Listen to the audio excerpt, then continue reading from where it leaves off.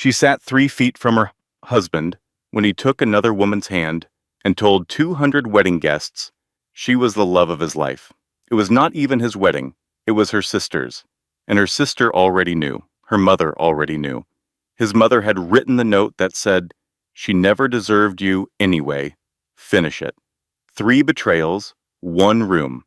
Every person she had ever trusted standing on the other side of a line she did not even know had been drawn. He had already drafted the divorce papers.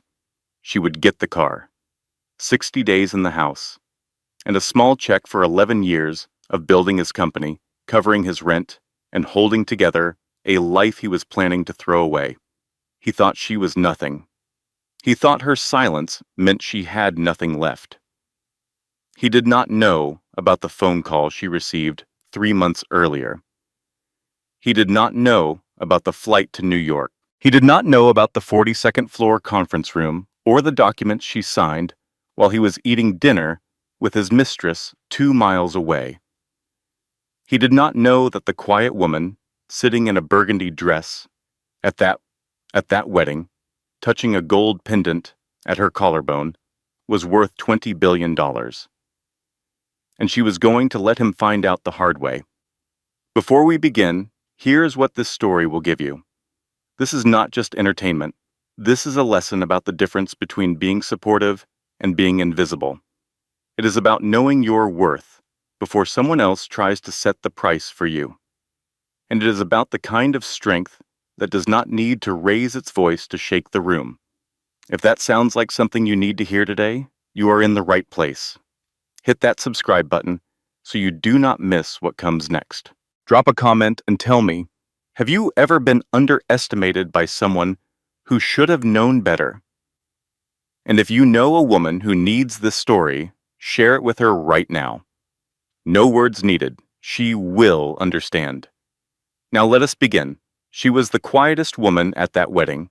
No tears, no trembling hands, just still. Her husband had just publicly claimed another woman as his own, right there in the golden light of her sister's reception hall, in front of 200 guests who had known Lenora Washington since she was a girl with thick braids and scraped knees.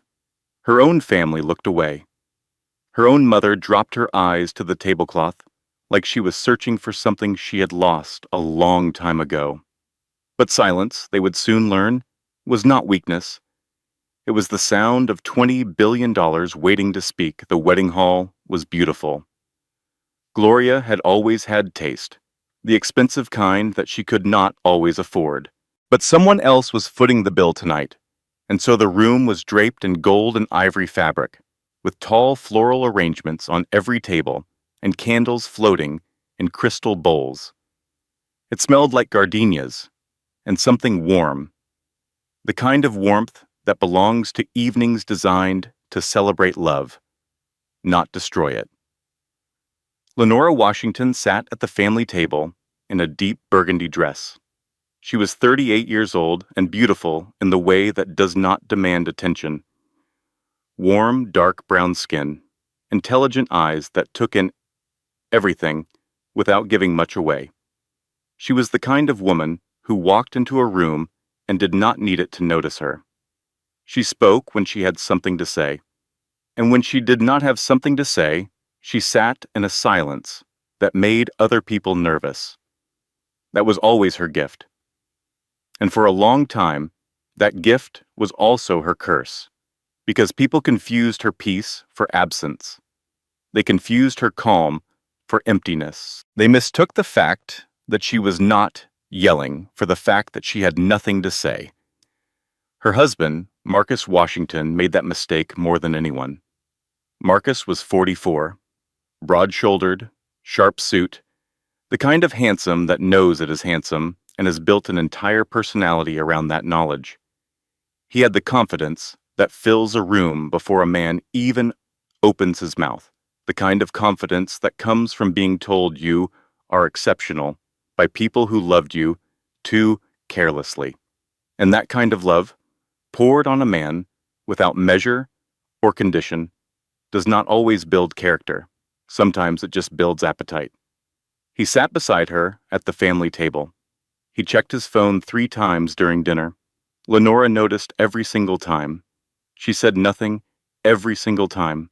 Then Marcus stood up. Nobody had invited him to stand. Nobody had asked him to speak. But Marcus had always believed that the right moment was whatever moment he decided to make his. He tapped his glass with a small silver spoon, the kind of gesture that commands a room before anyone knows why, and the noise around them dimmed. Conversations trailed off, forks paused. 200 heads turned toward the family table. They assumed a toast, maybe something sweet from the family, something small and polite. What came next was not small. Marcus smoothed his jacket. He smiled the wide, rehearsed smile that Lenora had seen him practice in bathroom mirrors for 11 years. He said he had an announcement. Something he had been meaning to share for some time, something he should have been brave enough to say much sooner. He said it with the tone of a man confessing a heroism, not a betrayal. And then he turned his head toward the back of the hall. From the far end of the room, between 2 tall pillar candles, a woman walked forward. Her name was Tiffany Cole. 32 years old. Champagne-colored dress that cost more than most people in that room earned in a month. She walked like someone who had practiced this entrance, who had imagined this exact moment, and decided how her shoulders would sit and how her chin would angle. She walked like she was arriving somewhere she deserved. Marcus took her hand. Right there, in front of the hired photographer who was still shooting because he did not know what else to do. In front of Gloria, the bride, who stood 10 feet away with her lips pressed together. In front of Lenora's mother, who sat 2 chairs away with her hands folded in her lap, her eyes fixed on the tablecloth. Marcus looked out at the room and said that Tiffany was the woman he intended to marry, that he had already filed the paperwork, that he was sorry it had come to this, but he believed in being honest, and this was his truth. He said the word truth like it cost him something to give it, like honesty was the sacrifice and not the 11 years he was dismantling in real time. The room went the kind of quiet that does not have a bottom. Lenora looked at 3 faces in 3 seconds. She looked at Marcus, her husband of 11 years, holding another woman's hand in front of everyone she had ever loved. She looked at her mother, seated 2 chairs away, eyes down, hands folded. Her mother did not look up. She did not move. And in that stillness, Lenora understood, with the clarity of a woman who has been reading rooms her entire life, that her mother already knew, had known, had chosen not to say a word. She looked at Gloria, her younger sister, the bride, and caught her eyes across the room for just 1 second. 1 second was enough, because Gloria's expression was not surprise. It was something closer to apology, the guilty sideways kind, the kind that lives in a person who made a decision a long time ago and has been hoping they would never have to see its consequences up close. She knew too. They all knew. 3 betrayals, 1 moment, no warning. Except all the warnings Lenora had already felt in her bones and chosen to sit with quietly, the way she sat with everything. Tiffany looked directly at Lenora from across the room and smiled. It was a slow smile, the kind designed to wound, designed to say, I have what you had, and you cannot touch me. Every eye in that room turned to Lenora, waiting, the way people always wait to see if a quiet woman will finally break. Lenora set her water glass down on the table with both hands. She did not stand. She did not cry. She reached up and touched the collar of her burgundy dress, feeling the small gold pendant that hung beneath the fabric against her skin. A compass rose, thin and warm in there. She looked at Tiffany, not through her, not away from her, at her, with calm, level eyes that did not flicker. Then she looked away, not in defeat, with the simple disinterest of someone who has already moved past a thing that has not caught up to itself yet. 3 tables back, a woman named Diane Palmer Lenora's closest friend, gripped her butter knife so hard her hand went pale. She caught Lenora's eye across the room. Lenora gave the tiniest shake of her head. Not yet. Diane set the knife down. She exhaled through her nose, like a bull deciding not to charge. Yet. Because Lenora Washington had a secret that nobody in that room knew. A secret with 11 zeros behind it. But to understand what happened next and why Marcus Washington would lose everything he thought he owned, we need to go back. Way back. Birmingham, Alabama. Summer of 1998. Lenora was 12 years old, sitting on the front porch of a small brick house on a quiet street, her chin in her hands, watching fireflies blink in and out of existence across the front yard. Beside her sat her grandfather, Elder Cornelius Washington. He was a large man, broad and slow-moving, with enormous hands and soft eyes that always looked like they were holding something warm. He smelled like cedar and coffee and something earthy that Lenora could never quite name, but would spend the rest of her life trying to find in other places. He was the kind of man who did not speak much, but when he did, you felt it in your chest long after the words had stopped. He was, in every way that mattered, the steadiest presence Lenora had ever known.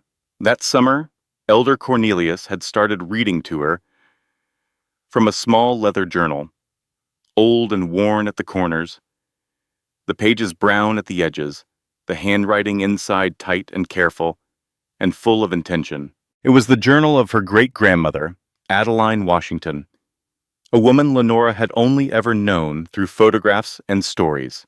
A small woman in a white dress, looking directly at the camera like she was not afraid of anything in the world. Adeline had built a real estate holdings company from a single lot of land she inherited from her own father.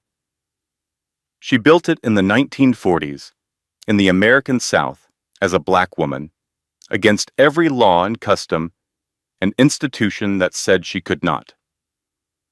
That said she had no right.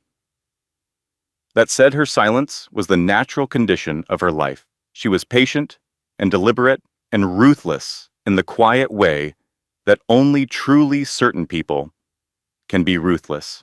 She never raised her voice. She never had to. The work spoke. The journal described transactions and meetings and men who tried to undo her at every corner, and how she had moved around each obstacle, not with force, but with strategy, with a stillness so deep it unsettled the people who expected her to panic. Page after page of a woman who refused to be defined by what others decided she was worth. Elder Cornelius read to Lenora from that journal on the porch, his low voice moving through Adeline's words like river water over stone. When he finished, he closed the journal and set it on his knee and looked at her for a long moment. He said, "Baby, let me tell you something about money. Everybody wants to talk about making it. Nobody wants to talk about protecting it. Your great-grandmother did not just build wealth. She built walls around that wealth so thick that the people who wanted to take it could not even find the door. She said the first dollar you hide is worth more than the 10th dollar you show." Then he said something Lenora would carry for the rest of her life. "Baby, the ones who move quiet are the ones who move things." Lenora did not fully understand it at 12, but she filed it somewhere deep, the way children file the things adults say that they know they will need later. Then Elder Cornelius reached into the pocket of his flannel shirt and pulled out a pendant on a thin gold chain, small and delicate. A compass rose, its 8 points fanned out like a tiny sun, the gold worn soft and smooth from decades of handling. He told her it had belonged to Adeline, that Adeline had worn it every day of her adult life, that it had traveled with her through every quiet battle she had ever fought and won. He held it out to Lenora and said, "When you feel lost, this will remind you which direction you already know. Lenora took it with both hands. She turned it over once, feeling the weight of it. Heavier than it looked, the way important things usually are. She put it on right there on the porch, and she had not taken it off since. 26 years later, at a wedding in Atlanta, it rested beneath the collar of a burgundy dress and pressed its warmth against the chest of a woman who had never forgotten what her grandfather told her. Lenora came to Atlanta at 23. She was sharp with numbers, had always been, and found her way into a mid-size financial firm as a junior analyst. She was the kind of employee who came in early, left late, and never made a fuss about it. She learned everything she could about everything she could reach. She was quiet in meetings, but her memos were always the clearest ones in the room. Slowly, steadily, she built a reputation for precision and reliability. She met Marcus at 27. He was charming in the way that certain men are charming. Big smile, easy laugh, a way of making you feel like you were the most interesting person he had ever met. He had an idea for a business, a logistics startup. Early days, no funding, just vision and energy and the kind of confidence that either builds empires or burns them down. He talked about it the way men talk about dreams they actually believe in. And Lenora, who had grown up learning what it looked like to build something from nothing, recognized something genuine in him. She believed in him. That was never fake. It was never performance. She looked at Marcus Washington and saw a man with potential, and she decided to invest. Not just her money, her time, her energy, her silence when he needed space, her strength when he needed support, the full weight of who she was placed quietly behind a man who never once turned around to measure what was holding him up. She worked double shifts during the years his company was fragile. She covered their rent for 8 months straight when his early investors pulled out. She managed their household finances with the same precision she brought to her job, stretching money in ways Marcus never fully understood and never asked about. She built vendor relationships on his behalf when he was too proud to make certain calls himself. She personally cultivated 3 of his 5 major investors through dinners he did not attend and phone calls he did not make. She was the quiet infrastructure of his entire life, and he accepted it the way people accept gravity. Without looking at it, without naming it, without gratitude that needed to be tended. Her friend Diane Palmer saw it clearly. Diane was a woman in her 50s with silver-streaked locks and reading glasses she used as a weapon. The kind of friend who tells you the truth even when the truth has sharp edges. One afternoon at lunch, Diane set down her fork and looked at Lenora with the expression of a woman who had been holding something back for too long. "Girl," she said, "I ran your husband's company through a public database last night." Lenora looked up. "Why?" "Because I am nosy and I care about you. 2 of his top vendor contracts have your email as the primary contact. Not his. Yours. You know what that means? That I am organized? It means if you left, his whole company would spend 6 months trying to figure out the password to its own front door. I am serious, Lenora. You are not his wife. You are his operating system, and he does not even know what version he is running." Lenora almost smiled. Almost. She did not argue with Diane because she knew Diane was right. But knowing something and being ready to act on it are 2 different things. And Lenora, who had spent her whole life sitting with hard truths until she was ready to move, was not ready yet.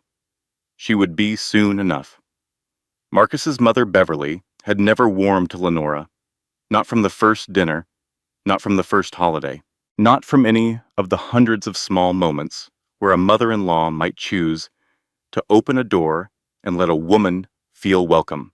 Beverly was a woman who valued performance in women, not accomplishment, performance. She liked women who were loud in the decorative way, who made a man feel large in public, who laughed at the right moments and touched his arm at the right moments and performed devotion like a stage show that the audience was meant to admire. Lenora did not perform anything. She was warm when warmth was called for, and direct when directness was called for, and quiet the rest of the time. Beverly read that as coldness, as arrogance, as something deficient in a wife, she told Marcus, in words that were polite on the surface and cutting underneath, that Lenora was too quiet to know what she wanted. Marcus, who was still enough in love at that point to disagree, told his mother she was wrong, but he remembered her saying it. And over the years, as Beverly repeated her version of Lenora in his ear in small, steady doses, the way water wears through stone, not all at once, but grain by grain, the words began to sink. His brother Darnell was less careful. At a family dinner, he called Lenora too quiet to be interesting, said it right to her face, and laughed like it was a joke. Marcus laughed too, just slightly, just barely. Before catching himself, Lenora smiled and passed the bread rolls. She did not forget that laugh. She did not bring it up. She simply added it to the growing ledger of things she knew and held without showing. And then Tiffany Cole arrived.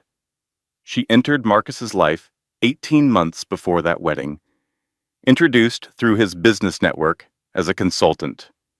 She was sharp in the ways Beverly appreciated, stylish, vocal, performatively warm in social settings, the kind of woman who entered a room and made sure the room knew she had entered. Beverly loved her immediately. It was not subtle. Within 3 months, Beverly was texting Marcus about Tiffany. Within 6 months, she was engineering situations where they were together without Lenora present. A dinner here, a business event there, always with a reason, always with an excuse.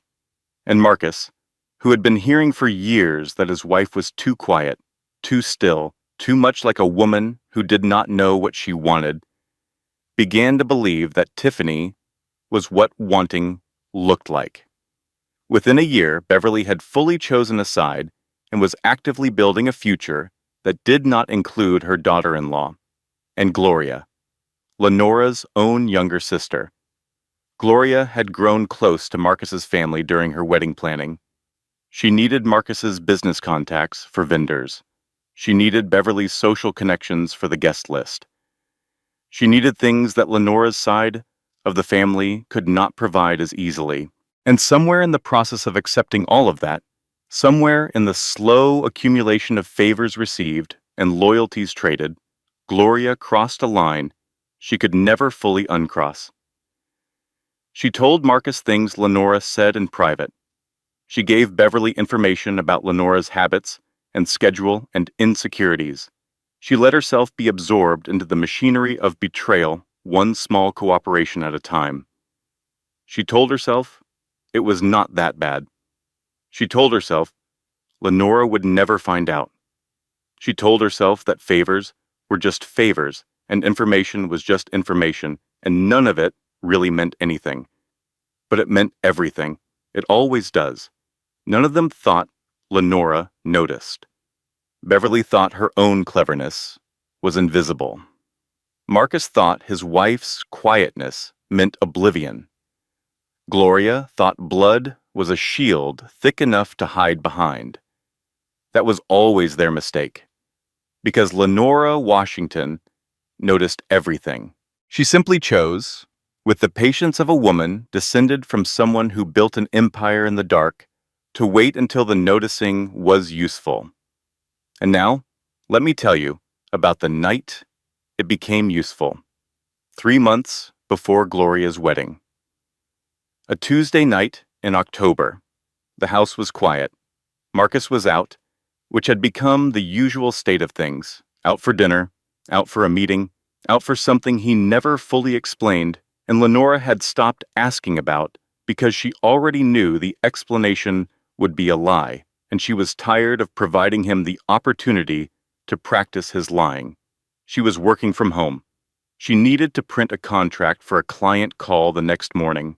She walked to the printer in Marcus's home office, sent the print job, and waited for the machine to finish. When she pulled her documents from the tray, she noticed there were extra pages underneath, left from an earlier print job that someone had forgotten to collect. She almost set them aside without looking. Almost. She looked. The first page was a photograph, printed in color, slightly grainy from the home printer. Marcus and Tiffany at a restaurant Lenora recognized, a small Italian place in Midtown they used to go to during their first year of marriage. They were seated close together, laughing at something. Comfortable in the way people are only comfortable when they believe no one is watching. There were more photographs, then a document, a drafted divorce settlement drawn up by an attorney Lenora did not recognize.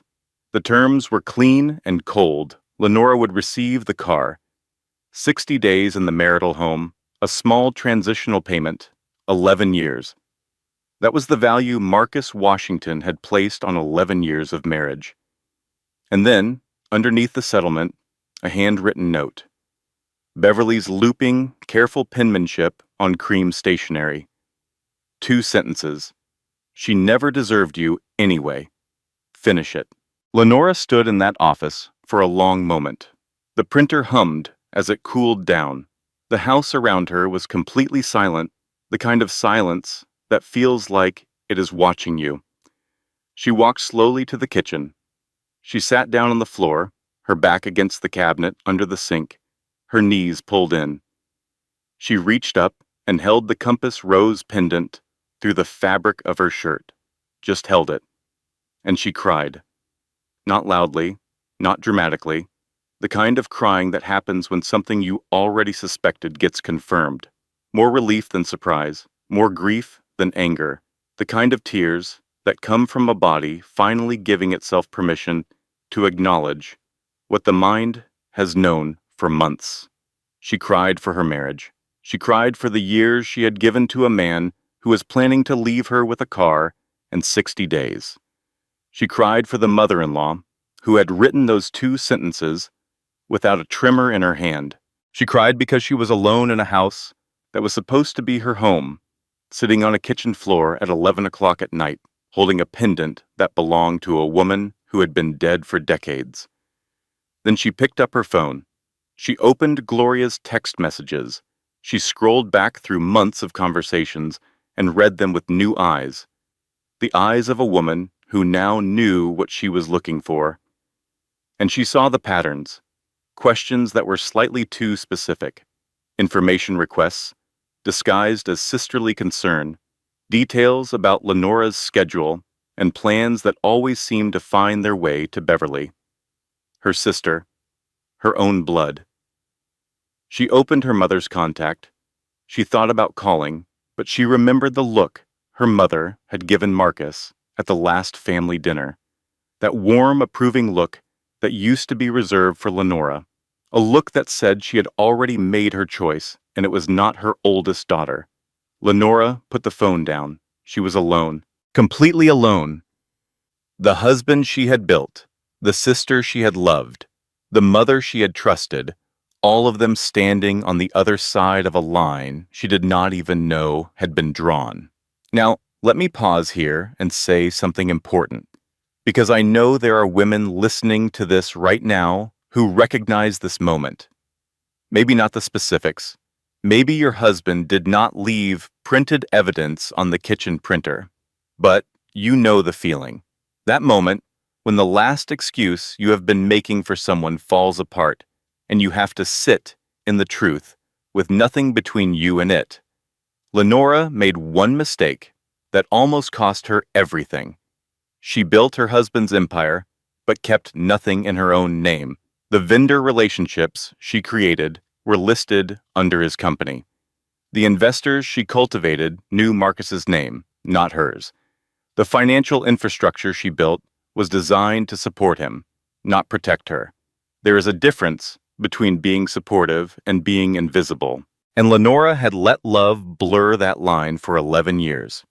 Remember this, and I mean really remember it. Never build someone else's house on land you do not own. 10 minutes passed. Lenora stopped crying. She washed her face. She dried her hands on the kitchen towel.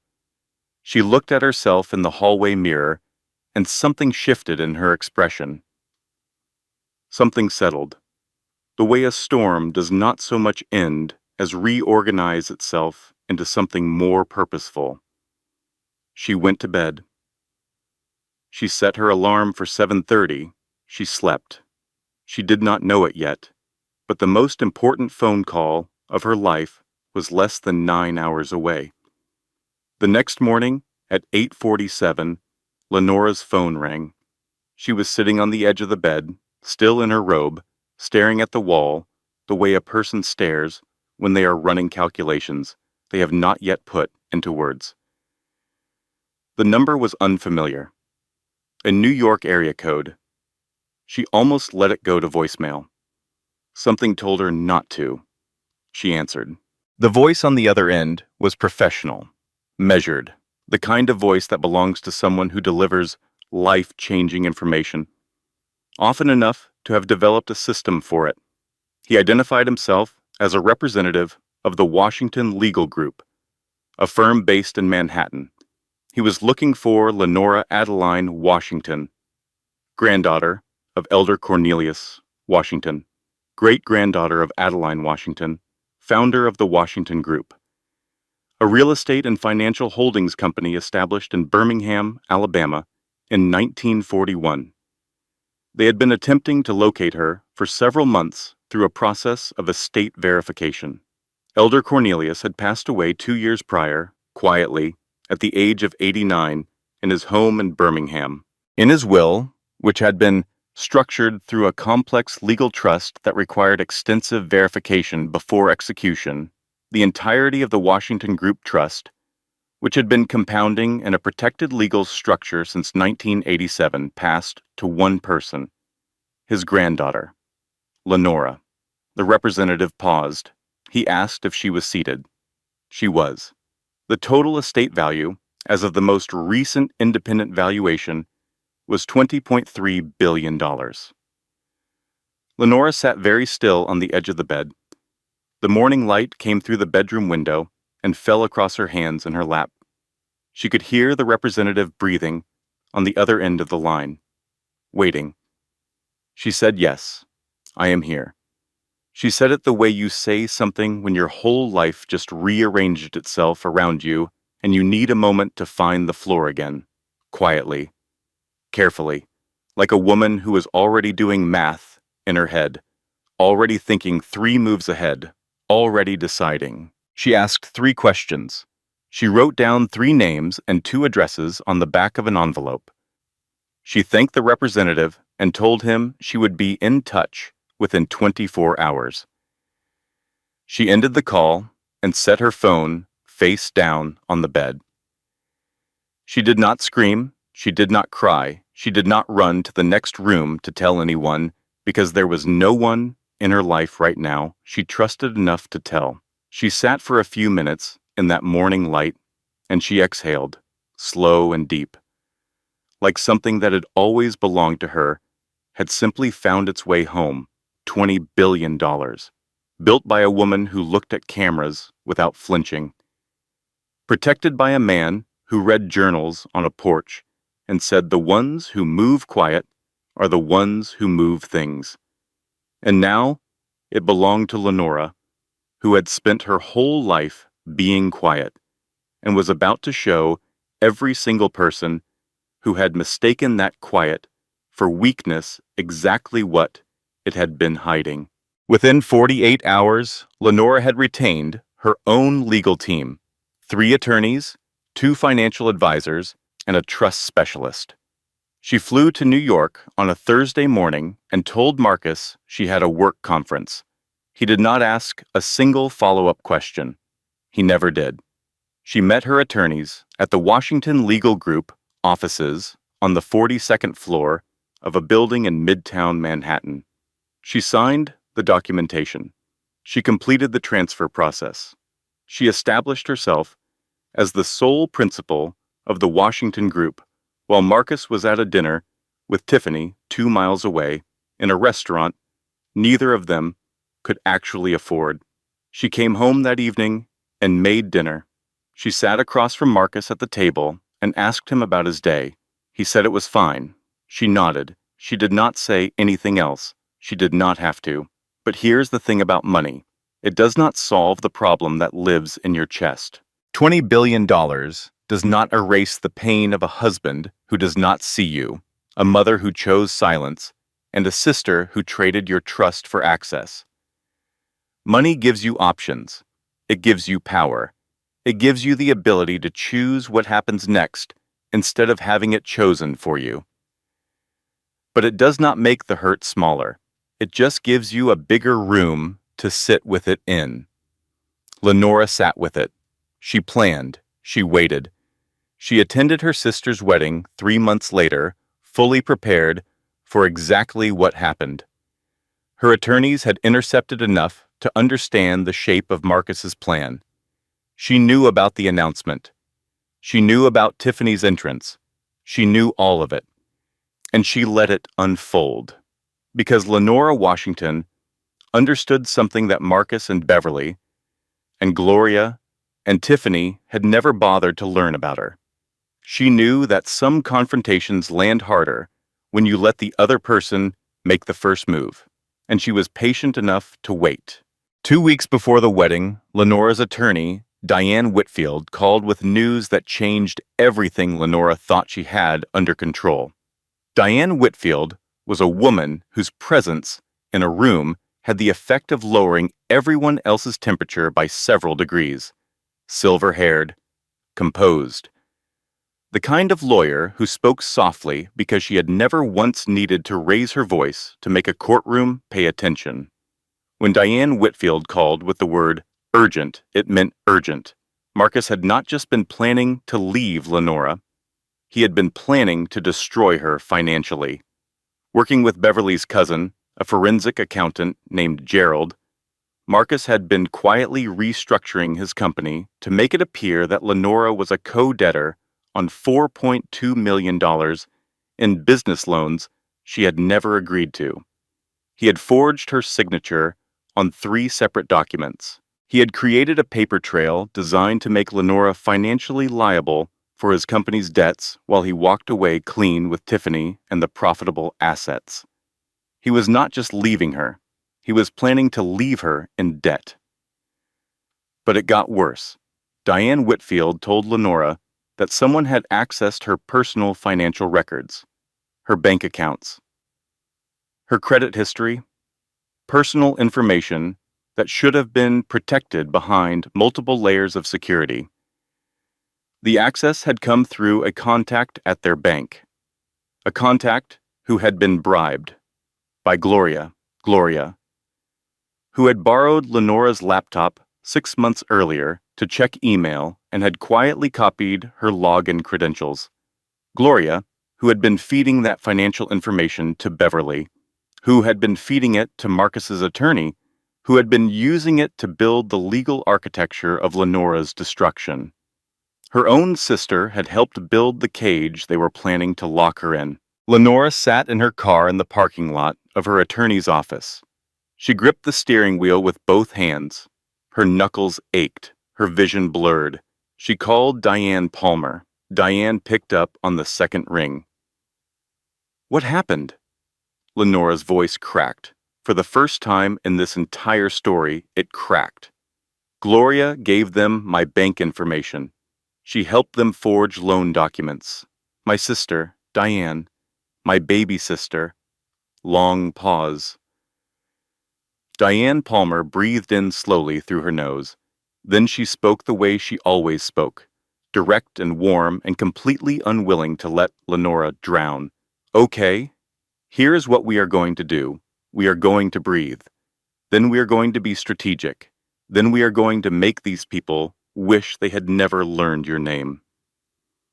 I do not know who to trust anymore. You trust me. You trust your attorney, and you trust that compass rose around your neck. Because your great-grandmother, built an empire in a country that did not think she was a full human being, and she did it without a single person in her corner. You have people in your corner now, so stop crying in this parking lot and come inside. I made coffee, and it is terrible, but it is hot. Lenora walked into Diane's office 5 minutes later, eyes red, hands still shaking slightly. Diane handed her a cup of coffee. Lenora took a sip and made a face. This is the worst coffee I have ever had in my life. I know. I have been making it wrong for 30 years, and at this point, it is a commitment. Now sit down and tell me everything.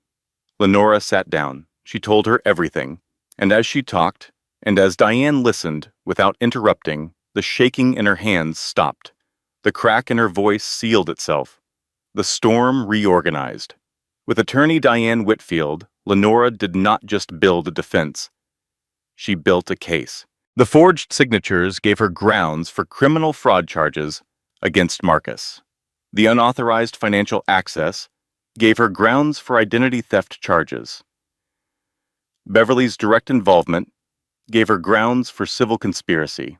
And here is what Lenora decided. The decision that would prove she had inherited more than money from Adeline Washington. She decided not to strike yet. She decided to let the wedding happen.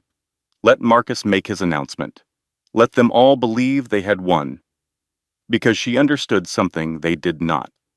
A trap only works if the person inside it does not know they are trapped. And right now, Marcus Washington was standing inside the trap. He just did not know it yet. She was going to let him walk in deeper. Marcus came home the night of the wedding near midnight. He had left the reception early with Tiffany, riding the high of his announcement, feeling the kind of power that small men feel when they believe they have gotten away with something large. He returned alone, parked his car, and walked into the house expecting to find what men like him always expect after a scene like that. A woman undone, a woman in pieces, tears and broken dishes, and the kind of desperation he could manage and reshape into compliance. Instead, the house was entirely clean, the lights were low, and Lenora was seated at the dining room table in a white robe, her reading glasses on, a mug of chamomile tea beside her right hand, and 3 legal documents spread before her in a neat row. Her hair was wrapped. She looked completely rested. She looked, in fact, like a woman who had slept better that night than she had in months, which she had. Marcus stood in the doorway of the dining room. He started to speak. Lenora held up one finger, without looking up from the page. He stopped. She finished reading her paragraph. She set the document down. She removed her glasses. She folded her hands on the table. And then she looked at him with the calm, measured gaze of a woman who had been waiting for this exact moment for 3 months and had rehearsed none of it because she did not need to. She told him the divorce filing had already been submitted, that her attorneys, not his, hers, had sent the paperwork through 2 days ago. He should expect formal contact from the Washington legal group no later than Thursday. She told him the forged loan documents had been identified, that her forensic team had pulled the metadata from the digital files and found his fingerprints all over the alterations, that criminal fraud charges were in preparation. She told him that Beverly should retain competent legal counsel because the civil suit for conspiracy was already drafted, and Lenora intended to see it through. She said all of this without raising her voice, without leaning forward, without any theater at all. Marcus laughed. It was the scared kind, the kind that comes from a man whose brain is scrambling to find its footing, and whose mouth decides to fill the silence with something, anything, even if that something is the wrong sound entirely. He told her she could not afford 3 attorneys on her salary. He told her the settlement was already drawn up, and she should take the deal he had offered before this got expensive. He reminded her with the smile of a man who believes money is power and that only he has it. That she was getting the car in 60 days. He said it like he was being generous. Lenora looked at him for a moment. Just looked at him. The way you look at something you are seeing clearly for the first time and recognizing that it is much smaller than you once believed. Then she reached across the table and slid one piece of paper toward him. A single page. Her name at the top. A number near the bottom. A number with 11 zeros behind it. $20.3 billion. She watched his face change. She watched the smile go. She watched the color drain. She watched his eyes move over the number twice, then 3 times, the way eyes do when a brain refuses to accept what it is reading and sends them back to try again. She said, "I did not marry you for your money, Marcus. I never needed it." She stood up. She picked up her mug. She walked to the bedroom and she locked the door behind her. She finished her tea. She slept without any trouble at all. And for one night, Lenora Washington believed the hardest part was over. The divorce was filed. The fraud was documented. Marcus knew about the inheritance. She had the money, the team, and the truth. She believed she had won. She was wrong. 72 hours. That is how long it took for everything Lenora thought was secure to come apart. The first disaster arrived on Wednesday morning. Lenora woke to 47 missed calls.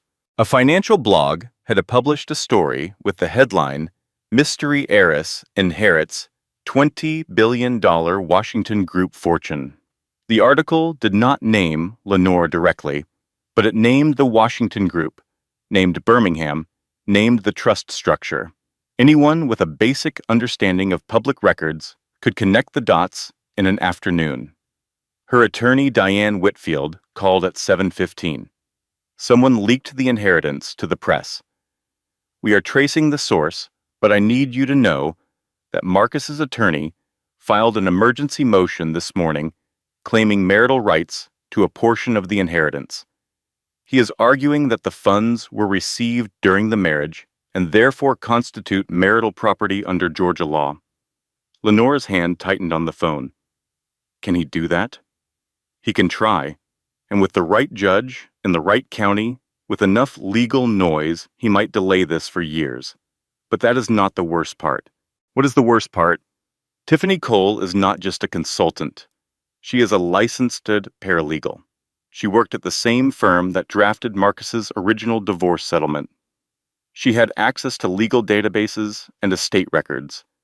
We believe she is the one who found the Washington Group trust records, and that she told Marcus about the potential inheritance before she ever met him personally. Lenora went very still. "What are you saying?" "I am saying Tiffany Cole did not fall in love with your husband. She researched your family, found the inheritance trail, and targeted Marcus as a way to get proximity to the money. She was not his girlfriend. She was running an operation, and Marcus was her useful idiot." The second disaster came Wednesday night. Gloria called. She was crying. Not the theatrical kind. The low, private kind that comes from a person who is standing at the edge of a cliff they built themselves and has just looked down. "Lenora," she said, "I need to tell you something, and you are going to hate me more than you already do." Lenora waited. The bank access. The login credentials. I did not just give them to Beverly. Pause. I sold them. Beverly paid me $40,000. I was drowning in wedding debt, and she offered. And I told myself it was not that bad because you would never find out, and I am so sorry. I am so... Lenora hung up. She did not slam the phone. She just pressed the button and set it on the counter and stood in her kitchen with her hands flat on the surface and her eyes closed. Diane Palmer, who was staying with Lenora that week because that is what real friends do when the world is burning, walked in and saw her face. "What now?" My sister sold my bank information to my mother-in-law for $40,000. A long silence. She sold me, Diane. She literally put a price on me. Diane exhaled. Okay, I am going to need something stronger than my terrible coffee. The third disaster landed Thursday morning like a hammer. Marcus's attorneys, now armed with Tiffany's legal expertise, filed an emergency injunction to freeze the Washington Group Trust assets pending divorce proceedings. They argued that until marital property questions were resolved, the estate should be inaccessible to either party. A sympathetic judge granted a temporary restraining order, $20.3 billion, frozen. Lenora sat in her attorney's office and listened to Diane Whitfield explain the situation with the controlled calm of a surgeon delivering difficult news. They are trying to bleed you with legal fees while the money is locked. They believe if they keep you in court long enough, you will settle for less just to make it end. The inheritance is separate property under Georgia law, but proving it will take time and resources. Lenora touched the compass rose pendant. She was, for the first time in this entire story, truly afraid. Not of Marcus. Not of Tiffany. Not of losing money. She was afraid of losing the legacy. Adeline's life work, built in darkness, protected for generations, now frozen by the very kind of people Adeline had spent her entire life outmaneuvering. And I need to stop here and tell you something that every woman listening needs to hear. This is why every financial advisor worth their fee will tell you to know the difference between separate property and marital property in your state. In Georgia, an inheritance is separate property, but only if you keep it separate. The moment you mix inherited funds with shared accounts, you give your spouse a legal argument. Lenora's attorneys had kept every dollar of the inheritance in a separate trust structure, but the fight to prove it would still cost time and energy and peace of mind. The law protects you, but only if you set it up before you need it. For one dark, heavy moment, Lenora felt the weight of it all, pressing down. The husband, the sister, the mother-in-law, the con artist, the frozen money, the legal war ahead. She felt, for just one moment, like sitting on a kitchen floor again, but only for a moment. Because Lenora Washington was not built for kitchen floors. She was built for conference rooms, and she had inherited more than money from Adeline Washington. She had inherited the understanding that the people who move quiet are the ones who move things. She looked at Diane Whitfield. She looked at Diane Palmer. She took a breath. Okay, she said. What do we do next? Lenora did not retreat. She reorganized. Her first move was the one nobody expected. She reached out to 3 of Marcus's former investors, the ones she had personally cultivated over the years, the ones who had always quietly trusted Lenora's financial instincts more than Marcus's charm. She did not ask for money. She asked for something more valuable, information. One investor, a woman named Catherine Rhodes, told Lenora something that changed the entire trajectory of the case. Tiffany Cole had approached Catherine 6 months earlier with a pitch. She had called it a post-divorce consulting opportunity. She had essentially asked Catherine to invest in whatever Tiffany planned to extract from the Washington fortune. Catherine, who had not built a 30-year investment career by trusting people who used the word synergy unironically, had declined and filed the meeting away in her memory. She told Lenora all of it over the phone, then added, "Sweetheart, I knew something was wrong the moment that woman walked into my office wearing designer heels and talking about synergy. Nobody who uses the word synergy with a straight face has ever had my best interests at heart." Lenora laughed. A real laugh, the first one in a long time. Something loosened in her chest that she did not know had been tight. Catherine said, "There she is. Now let us go take your money back." Lenora now had proof that Tiffany's relationship with Marcus was financially premeditated. Not love, not attraction, a calculated operation. Her second move was harder. She called Gloria, not to forgive her, not yet, maybe not ever, in the way Gloria wanted to be forgiven, but to offer her a choice. Gloria, she said, you sold me for $40,000. That is a fact we both have to live with, but I am giving you one chance. One. I need you to testify about what Beverly asked you to do. The forged documents, the bank access, everything, in writing, notarized. Gloria was silent for a long time. Then, they will destroy me. Beverly is about to have much bigger problems than you. But I need you to understand something. This is not about forgiveness. This is about which side of history you want to stand on. You have 24 hours. Gloria delivered the notarized statement in 18. Lenora's third move was the one that sealed every exit Tiffany Cole had left. Her investigative team dug into Tiffany's past. What they found was devastating, but not for Lenora. For Tiffany. This was not Tiffany's first operation. She had done this twice before. Once in Chicago, once in Dallas, different men, different names, same pattern. Identify a target with wealth or proximity to wealth through public records. Engineer a romantic relationship. Extract financial access. In Chicago, she had been charged, but the case was dropped when the victim refused to testify. In Dallas, she had walked away with $1.8 million in a settlement. Lenora now had a documented pattern of criminal behavior spanning 3 states. 2 months later, the hearing convened at Fulton County Courthouse. Lenora arrived early. She was dressed in all black, fitted blazer, clean lines, minimal jewelry, except for one piece. The compass rose pendant, visible at her collarbone for the first time. No ring. Her legal team filled one side of the long conference table. Diane Palmer sat in the gallery, with her reading glasses perched on her nose, watching like a woman who had brought popcorn to a demolition. Marcus arrived with his legal team. He was thinner. His confidence had developed visible cracks, the kind that show up around the eyes and the corners of the mouth when a man who has always believed the world owed him something begins to suspect the debt has been called. But he still walked in with his shoulders back, still believing he had leverage. Tiffany was not with him. She had told him she would come. She had not.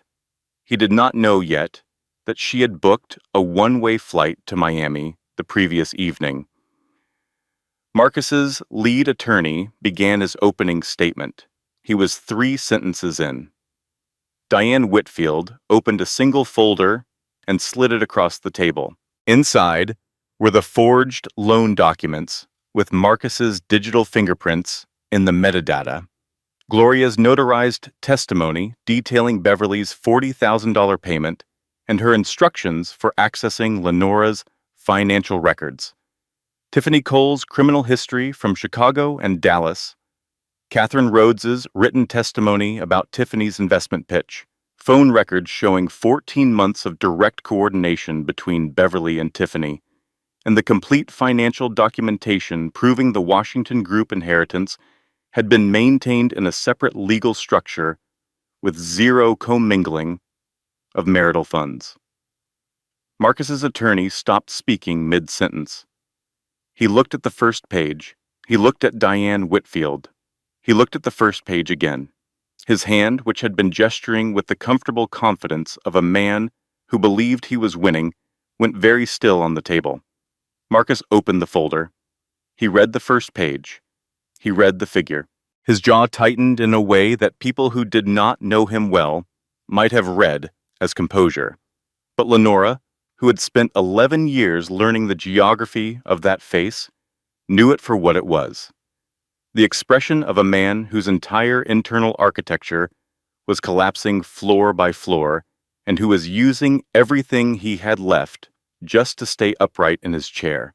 Then Lenora's team presented the final piece of evidence, A recording, made legally in a one-party consent state, by Gloria during her last conversation with Beverly.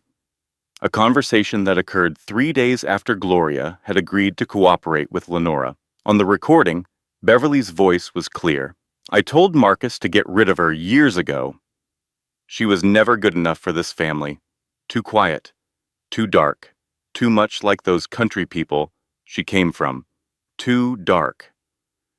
The courtroom went completely still. Beverly, seated in the gallery behind Marcus, went white. She opened her mouth. She closed it. Her attorney placed a hand on her arm. The judge looked at Beverly. He looked at the recording transcript. He looked at Lenora. Lenora sat perfectly still. She did not react to Beverly's words. She had been hearing versions of those words her entire life, delivered in different wrapping by different people who all believed their version was too polite to be cruelty. They could not touch her anymore. Nothing Beverly Washington said could touch her anymore. The judge ruled. The trust was unfrozen. The inheritance was confirmed as separate property. Marcus's claims were dismissed in their entirety. Criminal referrals for fraud, forgery, and identity theft were forwarded to the district attorney's office. Marcus sat in that courtroom and stared at the table. He did not look up. Beverly left through a side door without making eye contact with anyone. Outside the courthouse, in the hallway, Lenore was walking toward the elevator. When she heard footsteps behind her, she stopped. She took a breath. She turned around. Marcus stood there alone. His attorneys were gone. His mother was gone. Tiffany was in Miami. He had nobody. Lenora, he said. She waited. I need you to know that his voice caught, I did not know about Tiffany, about what she was. I thought it was real. Lenora looked at him. It does not matter if it was real. Marcus, you made a choice. You made it publicly. You made it on my sister's wedding day. You made it in front of every person I love. I know. Do you know what the worst part is? It is not that you left me. People leave. That is life. The worst part is that you thought I was nothing. You thought I was so small that you could announce your engagement to another woman in a room full of my family, and the worst thing that would happen is I would cry.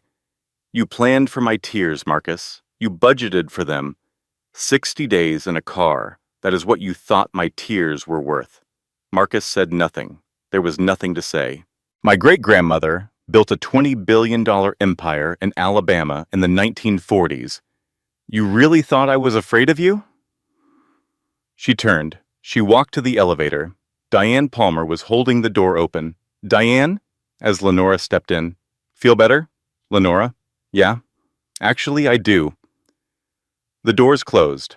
The months that followed were quiet in the way that rebuilding always is. Not silent, not empty, just the kind of quiet that belongs to a life that has finally stopped performing and started being. Marcus's company unraveled the way things unravel when the person holding them together walks away.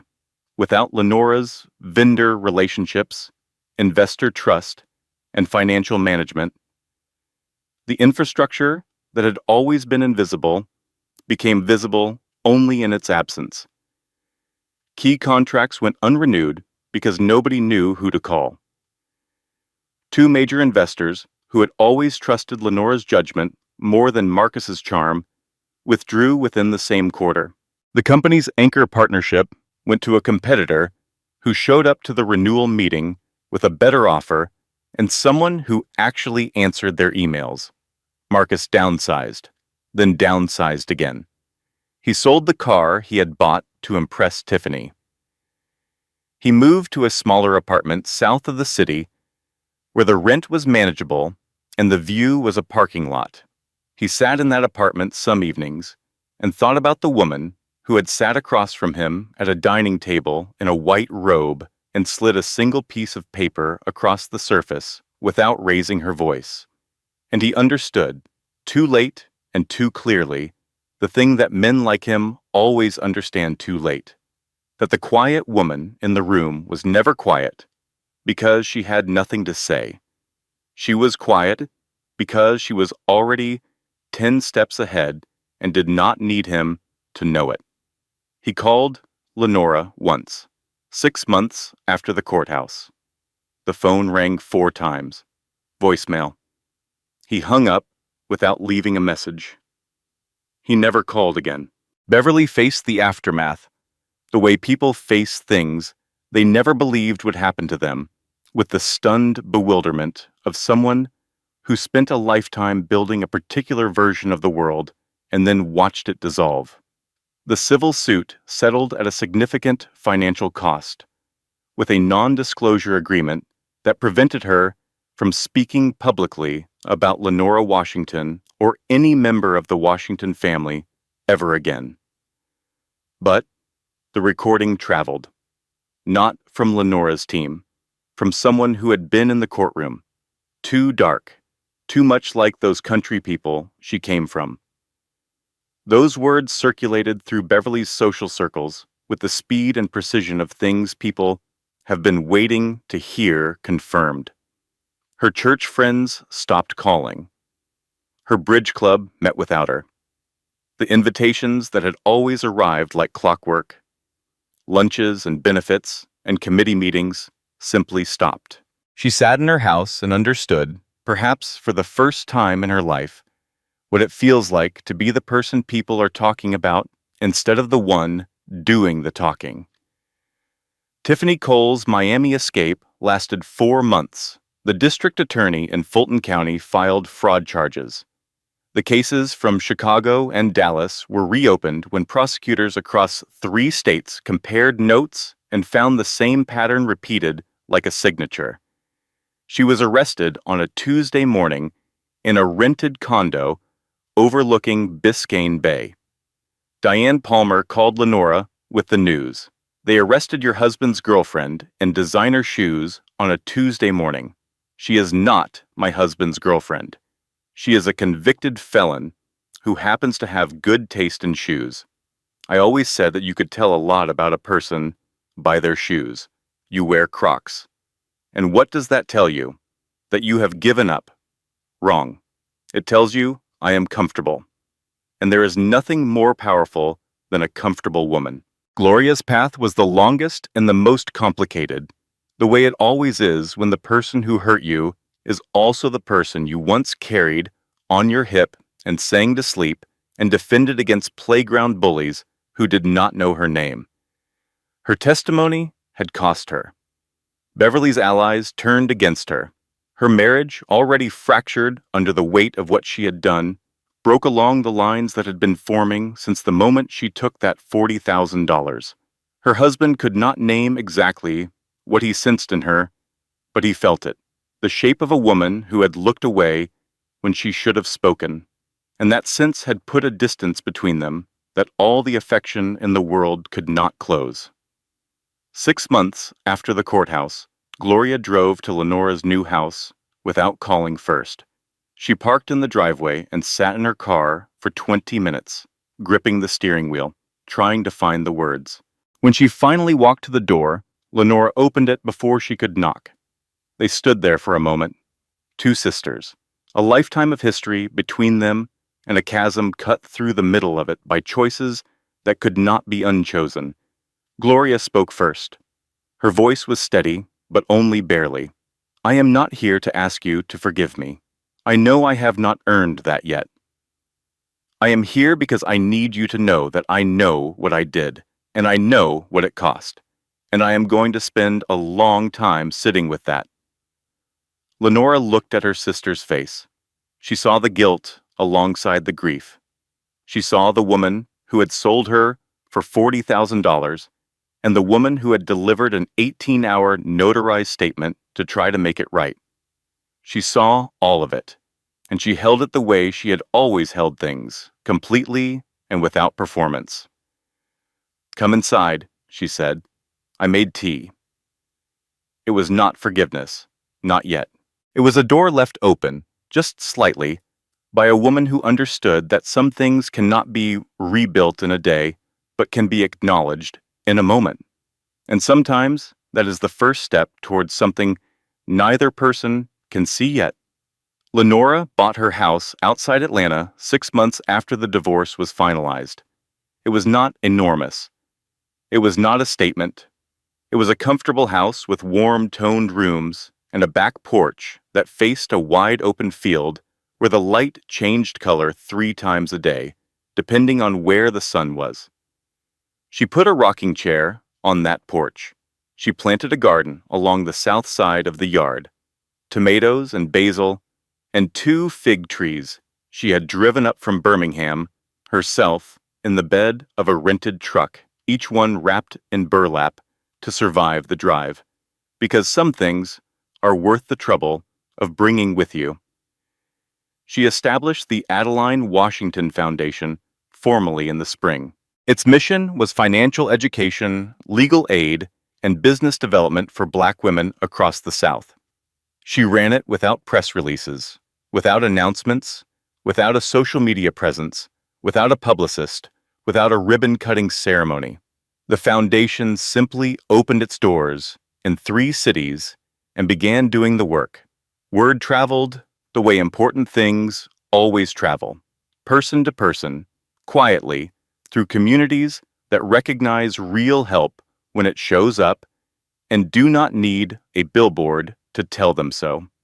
Within the first year, the foundation had served over 2,000 women. It had helped launch 14 small businesses. It had provided legal representation in 43 cases where women had been cheated out of what was rightfully theirs. Every single one of those cases was won. Nobody wrote a newspaper story about it. Lenora did not need them to. Diane Palmer became the foundation's first board member. She insisted on bringing her terrible coffee to every meeting. Nobody drank it. Everyone was grateful she came. And here's the last thing I want to say to you, wherever you are, whatever you are sitting with tonight. Lenora Washington did not build her legacy by shouting about it. She built it the way her great-grandmother built hers. One decision at a time, one woman at a time. One door opened for someone who had been told all the doors were closed. And if there is one thing to carry away from this story, it is this. The most powerful form of revenge is not destruction. It is construction. Build something so solid that the people who tried to tear you down have to watch you rise every single day. That is not petty. That is permanent. One early spring morning, Lenora sat on the back porch with a cup of coffee, warming both her hands. The field behind her house was going green the way Georgia fields go green in April, all at once, like the ground had remembered something overnight. The light was coming in at an angle that made the fig tree leaves look like stained glass. A bird she did not know the name of was singing somewhere in the tree line. The air smelled like soil and something faintly sweet, the kind of morning that asks nothing of you, the kind that simply offers itself and waits to see if you can receive it. Lenora had spent so many years in the kind of life that could not afford a morning like this one. Too busy, too tense, too occupied with the work of holding together something that was slowly falling apart. She sat in this one deliberately, the way you sit with something valuable that you almost lost and somehow did not. She reached up and held the compass rose pendant between 2 fingers. She turned it slightly, feeling the warmth of it, the weight that was heavier than it looked, the way important things always are. She thought about Elder Cornelius on that porch in Birmingham, his low voice moving through Adeline's words, like river water over stone. She thought about Adeline, a small woman in a white dress looking at a camera without flinching, building something permanent in the middle of a world that kept telling her she could not. She thought about the ones who move quiet being the ones who move things. Her phone buzzed. A text from Diane Palmer. Board meeting at 10. I made coffee. Lenora typed back. Please do not. Too late. It is already terrible. Lenora smiled. A real smile. the kind that lives in a woman who has passed through the fire and come out not hardened, but warm, not vengeful, but free, not loud, but undeniably and permanently and unshakably present. She put the pendant back against her chest. She picked up her coffee. She breathed in the steam and the spring air together. She looked out at the field, and she let herself be, exactly and finally and fully, at peace. If you know a woman who needs to hear this today, share it with her without a word, just like Lenora would, because some women do not announce what they are building. They just build it. And one day the whole world looks up and wonders how it got there. I will see you in the next story. Stay blessed. This content was carefully researched, developed, and manually edited by our team to deliver meaningful stories with real-life lessons. Every word was chosen with purpose. Thank you for being here, and we will see you in the next one.